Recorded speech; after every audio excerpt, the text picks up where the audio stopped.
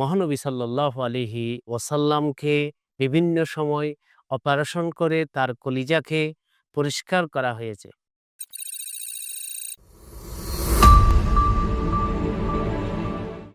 আসসালামু আলাইকুম ওয়া রাহমাতুল্লাহি ওয়া বারাকাতুহু। ইন্নাল হামদালিল্লাহ ওয়াসসালাতু ওয়াসসালামু আলা মান লা নাবিয়্যা বা'দা, আম্মা বা'দ। সুপ্রিয় দর্শক, মানাহিল টিভির পক্ষ থেকে আপনাদেরকে স্বাগতম। আজকে আমাদের সাথে অতিথি হিসেবে রয়েছেন চট্টগ্রাম বিশ্ববিদ্যালয়ের ইসলামিক স্টাডিজ বিভাগের সম্মানিত প্রফেসর ডক্টর মোহাম্মদ নুরুল আমিন নুরি, বারাকাল্লাহু ফি হায়াতি। আমরা জানি মহানবী সাল্লাল্লাহু আলাইহি ওয়াসাল্লামকে বিভিন্ন সময় অপারেশন করে তার কলিজাকে পরিষ্কার করা হয়েছে। তাই আমরা অতিথির কাছে জানতে চাইব কয়বার ওনার বক্ষ বিদীর্ণ করা হয়েছে এবং কেন করা হয়েছে। প্লিজ। আসসালামু আলাইকুম রহমতুল্লাহি ওবরাকাতুহ। ইন্নাল হামদালিল্লাহ ওয়াসসালাতু ওয়াসসালামু আলা রাসূলিল্লাহ ওয়া আলা আলিহি ওয়া সাহবিহি আজমাইন। সম্মানিত শ্রোতামণ্ডলী, মানাহিল টিভির পক্ষ থেকে সবাইকে জানাচ্ছি শুভেচ্ছা, স্বাগতম। বিশেষ করে পরিচালক মহোদয় প্রফেসর ডক্টর মোহাম্মদ হুমায়ুন কবির সাহেবকে ধন্যবাদ জানাচ্ছি। আমরা জানি আমাদের নবী সৈয়দুল আম্বিয়া ওয়াল মুরসালিন রাহমাতুল লিল আলামিন, তাজদারে মদিনা, গোসায়ে আমেনা, জনাবে মুহাম্মাদুর রাসূলুল্লাহি সাল্লাল্লাহু আলাইহি ওয়াসাল্লামের জীবনে ৪ বার শক্তে সদর বক্ষ বিদীর্ণ হয়েছে। প্রথমবার বক্ষ বিদীর্ণ হয়েছে রসুলের বয়স যখন নাকি ৪ বছর। সেই সময় উনি ছিলেন মা হালিমা সাদিয়ার ঘরে ছিলেন। আমরা জানি আল্লাহর রসুল জন্ম হওয়ার পরে ওনাকে ওনার আম্মাজান দুধ পান করেছেন। এরপরে সোয়াইবা আবুল আহাবের বাদী দুধ পান করিয়েছেন। এরপরে আইমান দুধ পান করিয়েছেন। এরপরে হালিমা সাদিয়া বিনতে জুয়াইব উনিও দুধ পান করেছেন। হালিমা সাদিয়ার ঘরে রসুলের বয়স যখন নাকি ৪ বছর হলো, ওই সময় জিবরিল আমিন এসে ওনাকে বক্ষ বিদীর্ণ করেছেন। যে হাদিসটা মুসলিম শরীফের মধ্যে উল্লেখ রয়েছে, আমি হাদিসটাই বলছি আপনাদের সম্মুখে। আনাস ইবনে মালিক আন্নার রাসূল সাল্লাল্লাহু আলাইহি ওয়াসাল্লাম আতাহু জিবরিল ওয়া হুয়া ইয়ালআবু মা'আস সিবিয়ান। আনাস ইবনে মালিক বলতেছেন, আল্লাহর রাসূল মাঠের মধ্যে বাচ্চাদের সঙ্গে খেলা করছিলেন। ওই সময় জিবরিল আসে। ফাহাযাহু ফাসারাহু, জিবরিল আসে আল্লাহর নবীকে ধরলেন। এরপরে মাটিতে শোয়াই দিলেন।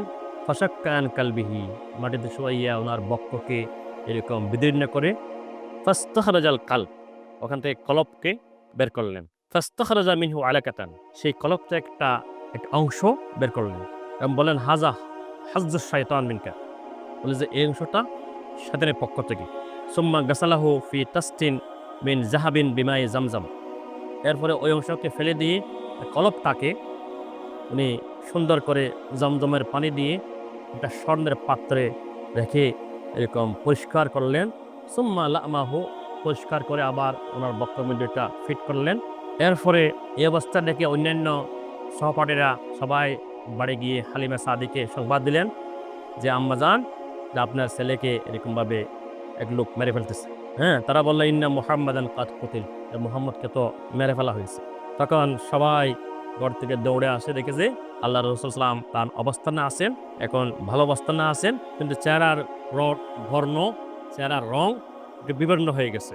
হযরত আনাস বলেন, অকুনতু আরা আসরাল মিখিয়াত ফি সাদরিহি, আমি নিজে আল্লাহ রাসূলের যে বক্ষ বিদীর্ণ হয়েছে তার চিহ্ন আমি নিজের চোখকে দেখেছি। পারা সুবহানাল্লাহ।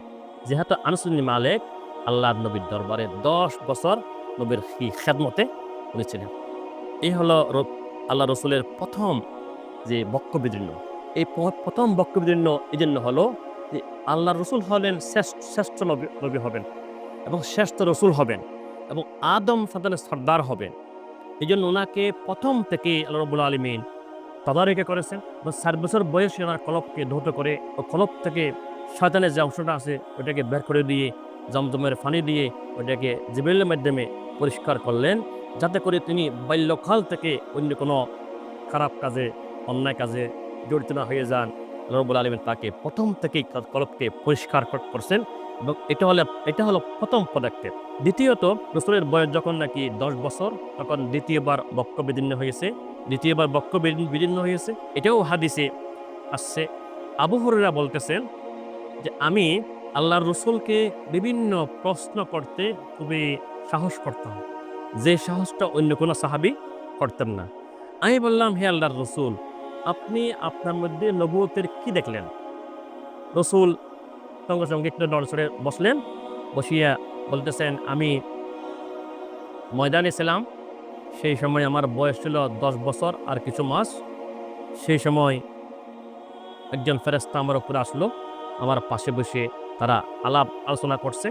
তারপরে আমাকে বক্ষ বিদীর্ণ করে আমার বক্ষকে পরিষ্কার পরিচ্ছন্ন করে আবার দত করে দিয়েছে দ্বিতীয়বার। তৃতীয়বার বক্ষ বিদীর্ণ হয়েছে নবীর বয়স যখন নাকি 40 বছর। সেই সময় উনি গারে হেরার মধ্যে মুরাকাবায় ছিলেন। 3 রমজান ছিলেন মুরাকাবায়। তো শেষ রমজানে আসিয়া, তৃতীয় রমজানে আসিয়া আল্লাহ রাব্বুল আলামিন গারে হেরার মধ্যে আল্লাহর নবীকে তৃতীয়বার ওনার বক্ষ বিদীর্ণ করেছেন। বক্ষ বিদীর্ণ করার পরে তৃতীয়বার বক্ষ বিদীর্ণ হওয়ার পরে ওনার উপরে সূরা আলকের প্রথম 5টি আয়াত অবতীর্ণ হল। চতুর্থবার বক্ষ বিদীর্ণ হয়েছে আল্লাহর রসুলের বয়স যখন নাকি 51 বছর 9 মাস। 51 বছর 9 মাস বয়সে মেরাজের সময়, মেরাজে যাওয়ার সময় চতুর্থবার ওনার শেষ বক্ষ বিদীর্ণ হলো। যেহেতু উনি আকাশে চলে যাবেন, আসমানে চলে যাবেন, এই জন্য ওনার শেষবার ওনার বক্ষ বিদীর্ণ করে ওনার কলবকে বের করে জমজকুবের পানি দিয়ে সেখানে আবার এলম হেকমত আল্লাহর পক্ষ থেকে ভরে দিয়েছে, যাতে উনি এই দুনিয়ার 7 আসমান পাড়ি দিয়ে, লৌহ মাহফুজ পাড়ি দিয়ে, জান্নাত জাহান্নাম পাড়ি দিয়ে আরশে মওল্লায় পৌঁছে আল্লাহর দিদার লাভ করতে পারেন। সেই জন্য তাকে সেরকম বা বেশ উপযোগী করে তোলার জন্য চতুর্থবার ওনার বক্ষ বিদীর্ণ হয়েছে। যে হাদিসটা মুসলিম শরীফে এভাবে আছে, আল্লাহ রসুল বলছেন, ফুরিজা সাক্কু বাইতি ও আনা বিমাক্কা, যে আমি মক্কায় ছিলাম, জিব্রাইল আসিয়া আমার ঘরের ছাদকে ফেটে আমার ঘরে প্রবেশ করছে। ফানাজালা জিব্রিল ফাফারাজা সাদরি সুম্মা গাসালাহু মিন মাই জামজাম। এরপরে জিব্রিল আসলেন, আসিয়া আমাকে নিয়ে গেলেন ওই জমজমের পাশে, আমার কলব বিদীর্ণ করলেন এবং সুম্মা জা বিতাসতিম মিন জাহাবিন মুমতালিয়ান হিকমাতাও ওয়া ঈমানা, আমার কলবকে বের করলেন, বের করে একটা স্বর্ণের পাত্রে এটাকে জমজমের পানি দিয়ে দগ্ধ করলেন। দগ্ধ করার পরে এরপরে একটা পাত্র নিয়ে আসছেন, স্বর্ণের পাত্র, যেখানে হিকমত আর ঈমান পরিপূর্ণ ছিল।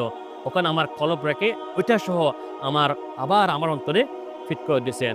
এরপরে আল্লাহ রাব্বুল আলামিনের পক্ষ থেকে জিবরিল আখাযা বিয়াদি ফাআরাজা বি ইলা সামায়ে, জিবরিল আমাকে হাত ধরলেন, হাত ধরে আমাকে ওখান থেকে নিয়ে গেলেন বাইতুল মাকদাস, ওখান থেকে নিয়ে গেলেন একদম প্রথম আসমানে, দ্বিতীয়, তৃতীয়, চতুর্থ, পঞ্চম, ষষ্ঠ, সপ্তম এভাবে আল্লাহর দরবার পর্যন্ত নিয়ে গেলেন।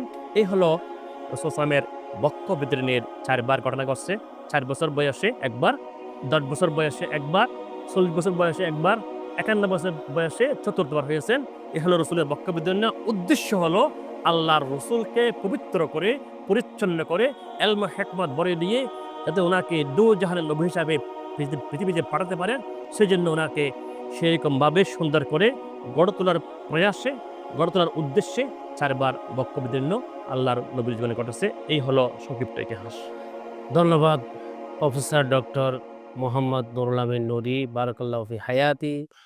তিনি আমাদের সামনে মহানবী সাল্লাল্লাহু আলাইহি ওয়াসাল্লামের বক্ষ বিদীর্ণের কথা তুলে ধরেছেন, যে 4 বছরের মাথায় রাসূল সাল্লাল্লাহু আলাইহি ওয়াসাল্লামকে বক্ষ বিদীর্ণ করা হলো, যাতে তার অন্তর থেকে দুনিয়ার খেলাধুলা তামাশা বিষগুলি চলে যায়, এবং 10 বছরের পর আবার তাকে বক্ষ বিদীর্ণ করে পরিষ্কার করা হলো, যাতে যৌবনকালের বিভিন্ন কামনা লালসা যেগুলো জন্মে সেগুলো চলে যায়। 40 বছর বয়সে আবার তাকে করা হলো, যাতে ওহীর ধারণ ক্ষমতা এসে যায়। আবার 51 বছর 9 মাস পরে আবার তাকে বক্ষ বিদীর্ণ করা হলো, যাতে মেরাজ রাতে মহান রব্বুল আলামিন যে 90,000 কালিমাত তাকে দান করবেন সেগুলির ধারণ ক্ষমতা এসে যায়। এভাবে মহান রব্বুল আলামিন তার প্রিয় হাবিব সাল্লাল্লাহু আলাইহি ওয়াসাল্লামের বক্ষ বিদীর্ণ করে একটা ইতিহাস রচনা করেছেন, এবং ইতিহাস সৃষ্টি করেছেন যে মানুষের অন্তরে যে বিভিন্ন ময়লা জমে, এটার দিকে ইঙ্গিত করা হয়েছে তাই রসুলের মধ্যে সেগুলা যেন না জমে, কেননা সমস্ত আম্বিয়া কেরাম হলেন মাসুম এবং নিষ্পাপ। তাই সেখানে তারা যেন মাসুম থাকতে পারে, নিষ্পাপ থাকতে পারে, আল্লাহ রাব্বুল আলামিন কুদরতের মাধ্যমে এই বক্ষবিধানের ব্যবস্থা করেছেন। সুপ্রিয় দর্শক, এতক্ষণ ধরে আমাদের সাথে থাকার জন্য আপনাদেরকে ধন্যবাদ। আসসালামু আলাইকুম ওয়া রাহমাতুল্লাহি ওয়া বারাকাতুহু।